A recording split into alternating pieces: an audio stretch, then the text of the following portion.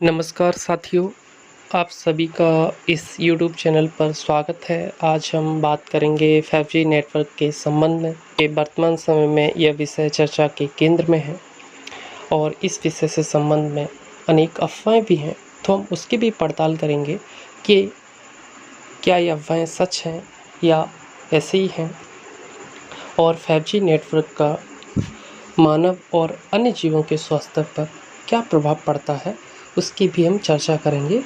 तो अब हम अपने विषय को शुरू करते हैं। आज हम 5G नेटवर्क और कोरोना को लिंक कर रहे हैं और कोरोना का इतना विध्वंसक जो प्रभाव हम पर पड़ रहा है उसको हम 5G नेटवर्क का कारण मान रहे हैं कि 5G नेटवर्क के कारण कोरोना का इतना विध्वंसक प्रभाव आया है। हमेशा से ही मोबाइल सर्विसेज कंपनीज़ के टावरों से जो रेडिएशंस निकलता है वो हमेशा संदेह के घेरे में रहा है और कोरोना के प्रभाव बढ़ने के कारण यह संदेह का दायरा और बढ़ गया है। इस परिस्थिति में कोरोना वायरस के प्रसार और 5G नेटवर्क में किसी सीधे संबंध की बात का कोई ठोस आधार नहीं दिखता है और इसका कोई ठोस आधार नहीं है। लोगों को ऐसा लगता है कि कोरोना की दूसरी लहर 5G नेटवर्क के परीक्षण का ही प्रभाव है। भारत के दूरसंचार विभाग ने इस बात का खंडन किया और ऐसी बातों को बेबुनियाद बताया। भारत के दूरसंचार विभाग ने कहा है कि ऐसी बातों का कोई आधार नहीं है। उसने कहा है कि कोरोना की दूसरी लहर 5G नेटवर्क के परीक्षण का प्रभाव नहीं है। लोगों द्वारा ऐसा भी कहा गया कि 5G टावरों की जो टेस्टिंग की जा रही है और उससे जो रेडिएशन निकल रहा है वो रेडिएशन हवा को जहरीला बना रहा है, इससे लोगों को सांस लेने में परेशानी आ रही है। तो दूरसंचार विभाग ने ऐसी इन सभी बातों का खंडन किया है और उन्होंने बताया कि 5G नेटवर्क और कोरोना का कोई लिंक नहीं है, इन दोनों में कोई सीधा संबंध नहीं है और 5G नेटवर्क और कोरोना का कोई लेना देना नहीं है। दूरसंचार कंपनीज़ का जो संगठन है COAI, उसने भी कहा है कि ऐसे दावे पूरी तरह से गलत हैं और इनका कोई आधार नहीं है। COAI ने ये भी कहा है कि इससे पहले बहुत सारे देशों में 5G नेटवर्क स्टार्ट हुआ है, वहाँ भी टेस्टिंग हुआ है और ऐसी समस्या किसी भी देश में नहीं आई है, तो ऐसी बातें बेबुनियाद हैं। इस संबंध में WHO को भी सफाई देना पड़ा है। उसने भी कहा है कि 5G नेटवर्क और कोरोना का कोई लेना देना नहीं है, दोनों में कोई लिंक नहीं है और WHO ने कहा है कि कोरोना वायरस मोबाइल नेटवर्क और रेडियो तरंगों पर सवार होकर नहीं पहुंच सकता है। और हम ये भी सोच सकते हैं कि कोरोना की मार उन देशों को भी पड़ रही है जहाँ 5G नेटवर्क की टेस्टिंग नहीं हो रहा है।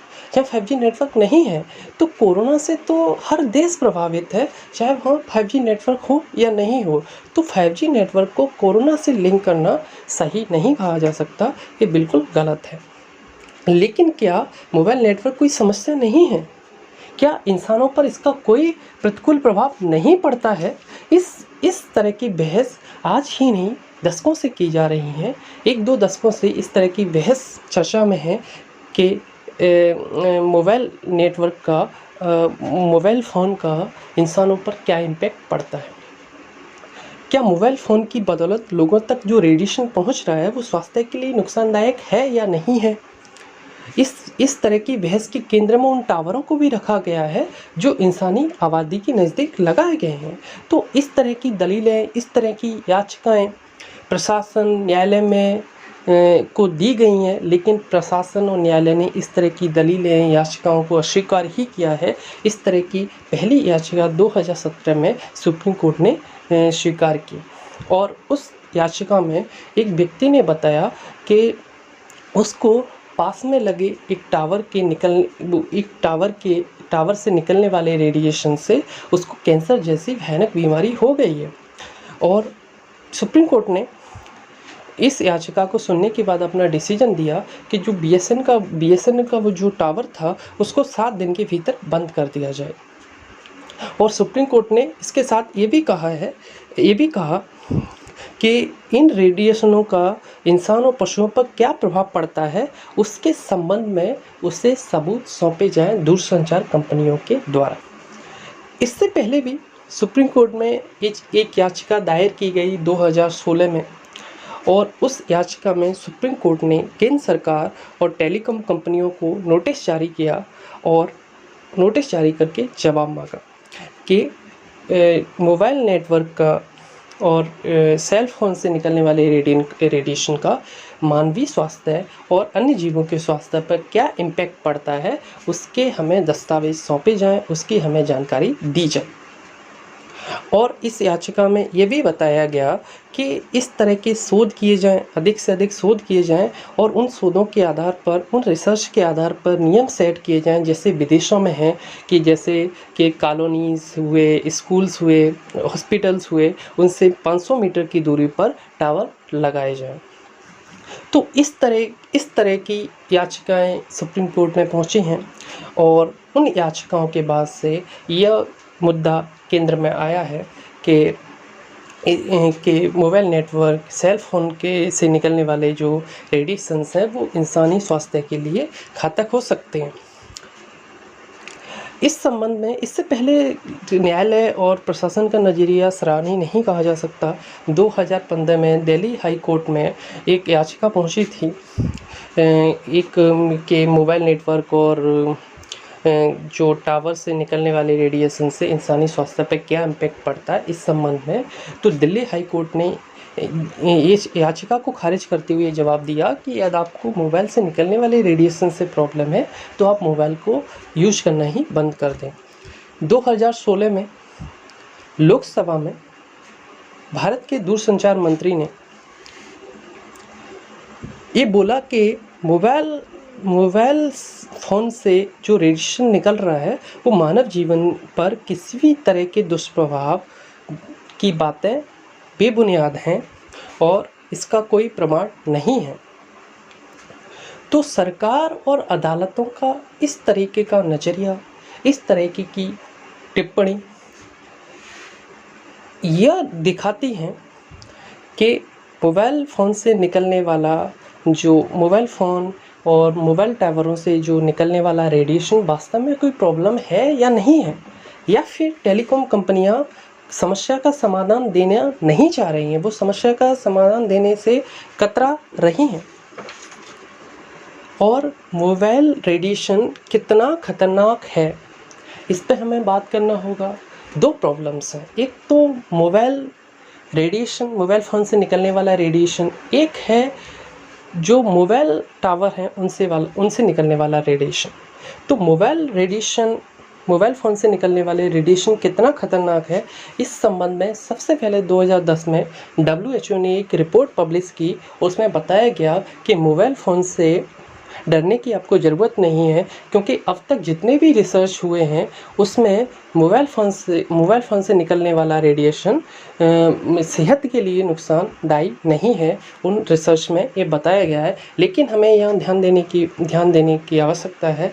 वो रिपोर्ट सेल फ़ोन की बात करती है कि सेल फ़ोन से निकलने वाला रेडिएशन मानव के स्वास्थ्य के लिए हानिकारक नहीं है। उसमें मोबाइल टावरों की कोई बात नहीं की गई थी। दूसरी बात, 2011 में WHO ने एक और रिपोर्ट पब्लिश की, और यह रिपोर्ट पिछली रिपोर्ट के अपोजिट थी। उस रिपोर्ट में बताया गया कि मोबाइल फ़ोन से निकलने वाला रेडिएशन मानव के स्वास्थ्य के लिए खतरा हो सकता है, उससे मानव को कैंसर हो सकता है। तो पहली बार WHO ने भी कैंसर होने, मोबाइल फ़ोन से निकलने वाले रेडिएशन से कैंसर होना स्वीकार किया। और इस रिपोर्ट में यह भी बताया गया कि मोबाइल फ़ोन के कारण जो कैंसर होने से इनकार नहीं किया जा सकता, लेकिन यह भी इस रिपोर्ट में यह भी स्पष्ट रूप से स्थापित नहीं हो पाया कि मोबाइल फ़ोन से कैंसर होता भी है या नहीं। तो मोबाइल फ़ोन से निकलने वाले रेडिएशन से कैंसर जैसी बीमारियां हो सकती हैं, लेकिन किस स्तर पर रेडिएशन मानव जीवन को प्रभावित करेगा, मानव के स्वास्थ्य को प्रभावित करेगा, इसका कोई स्पष्ट आंकड़ा आपके पास नहीं है। भारत में 2011 में संचार एवं सूचना तकनीकी मंत्रालय के द्वारा हाई लेवल की कमेटी बनाई गई। उस कमेटी ने रिसर्च किया और रिसर्च में पाया गया कि मोबाइल फ़ोन और मोबाइल टावर दोनों मानव स्वास्थ्य के लिए अति विनाशक है। उस रिपोर्ट में यह भी माना गया कि सेल फोन और टावरों से निकलने वाली जो रेडियो फ्रिक्वेंसी एनर्जी के रूप में जो रेडिएशंस निकलता है, उन्हीं रेडिएशन से तितलियां, गौरैया और मधुमक्खियों के विलुप्त होने का कारण बनी है। वही रेडिएशन तितलियां, मधुमक्खियां और गौरैया का विलुप्त होने का कारण बनी है। और शोध यह भी कहता है कि मोबाइल फ़ोन का जो आरएफ फील्ड है वो शरीर के टिश्यूज़ को प्रभावित करता है। वैसे तो जनरली क्या होता है कि जो हमारे शरीर का एनर्जी कंट्रोल मैकेनिज्म है, मतलब हमारी तापमान को जो नियंत्रित करने वाली व्यवस्था है शरीर में, वो आरएफ एनर्जी के कारण जो गर्मी पैदा होती है उस गर्मी को बाहर निकालता है। लेकिन कुछ शोधों में यह भी साबित हुआ है कि मोबाइल फ़ोन से निकलने वाली जो ऊर्जा है वो हमारे शरीर को इम्पैक्ट करती है और उसके इम्पैक्ट से brain tumour, cancer, Alzheimer, heart disease जैसे रोगों का खतरा हो सकता है। तो हम मान सकते हैं कि मोबाइल रेडिएशंस हमारे खून की गुणवत्ता को और दिमाग की कोशिकाओं को प्रभावित करती है। ये बात स्पष्ट हो चुकी है। और दूसरी सबसे बड़ी समस्या है ट्रांसमिशन टावरों की, जो शहरों, गली मोहल्लों में हर जगह, हर मकान पर बड़ी संख्या में आपको मिलेंगे। तो आप मोबाइल फ़ोन के रेडिएशन से बच सकते हैं। आप उसका कम यूज करके, सही यूज करके मोबाइल फ़ोन के रेडिएशन से तो बच सकते हैं, लेकिन जो दूसरी बड़ी प्रॉब्लम्स है ट्रांसमिशन टावर से, उससे आप नहीं बच सकते। टावरों से जो टावरों से पैदा होने वाला रेडिएशन है, उससे आप कैसे बचेंगे? तो उससे बचना बड़ा प्रॉब्लम्स है। और इस सब का समाधान ये हो सकता है, दूसरी बात का समाधान ये हो सकता है, ट्रांसमिशन टावरों के जो रेडिएशंस निकलता है उसका समाधान ये हो सकता है कि टेलीकॉम कंपनियां कम रेंज वाले टावर बनाएं जो सीमित मात्रा में रेडिएशन पैदा करें। तो कम रेंज वाले कंपनियां टावर बनाएं और वो क्या है, सीमित मात्रा में आपको रेडिएशन पैदा करेंगे, तो मानवीय स्वास्थ्य को इतना ज़्यादा इम्पैक्ट नहीं करेंगे। लेकिन क्या होता है, भारत एक बड़ा देश है, यहाँ पॉपुलेशन बहुत ज़्यादा है, तो कंपनियां क्या करती हैं, अपनी लागत को कम करने के लिए हाई रेंज के टावर बना देती हैं।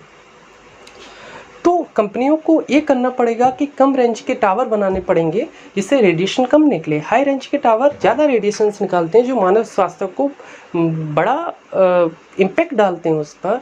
तो अब कंपनियां ऐसे तो करेंगी नहीं, क्योंकि उनके लिए तो फ़ायदा ज़्यादा इंपॉर्टेंट रखता है, उनके लिए तो बेनिफिट ज़्यादा इंपॉर्टेंट रखता है, लोगों का स्वास्थ्य इतना इंपॉर्टेंट थोड़ी है। तो इसके लिए सरकार और न्यायालय को आगे आना पड़ेगा और दबाव में करवाना पड़ेगा।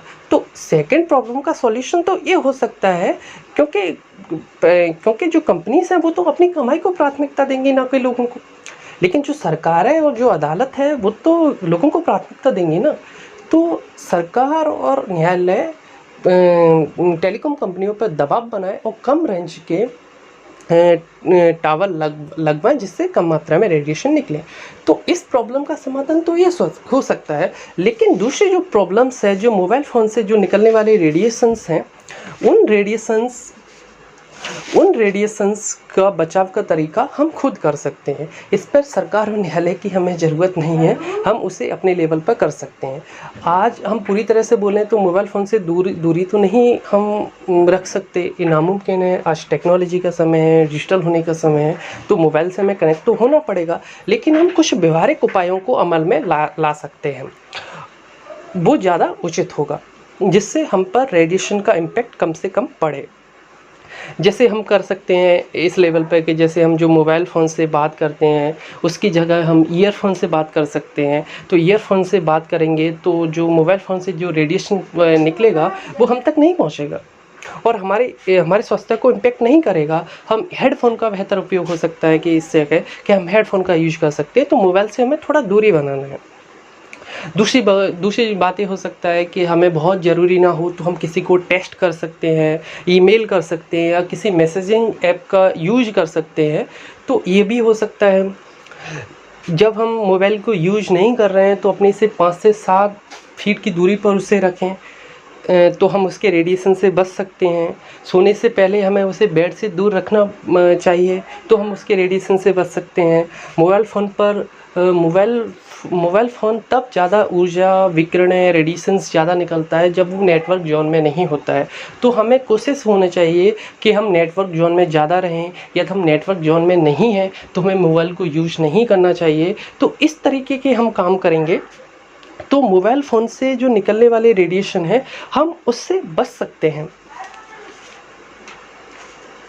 तो इस तरीके के हम प्रयास करेंगे तो मोबाइल फ़ोन के रेडिएशन से बचा जा सकता है, और सरकार को और न्यायालय को प्रयास करना पड़ेगा कि कंपनियों को मजबूर करना पड़ेगा कि वो कम रेंज के टावर लगाएं जिससे रेडिएशन कम निकले। तो इस तरीके के प्रयास से हम ऐसी प्रॉब्लम्स को मात दे सकते हैं। और 5G टेक्नोलॉजी कोरोना का कोई लिंक नहीं है। 5G टेक्नोलॉजी अलग चीज़ है, कोरोना अलग चीज़ है। 5G टेक्नोलॉजी मानव स्वास्थ्य को प्रभावित करती है, ये साबित हो चुका है। तो हमें अपने स्तर पर और सरकार को अपने स्तर पर सोचना पड़ेगा, तो इस प्रॉब्लम्स को हम ख़त्म कर सकते हैं। Thank you.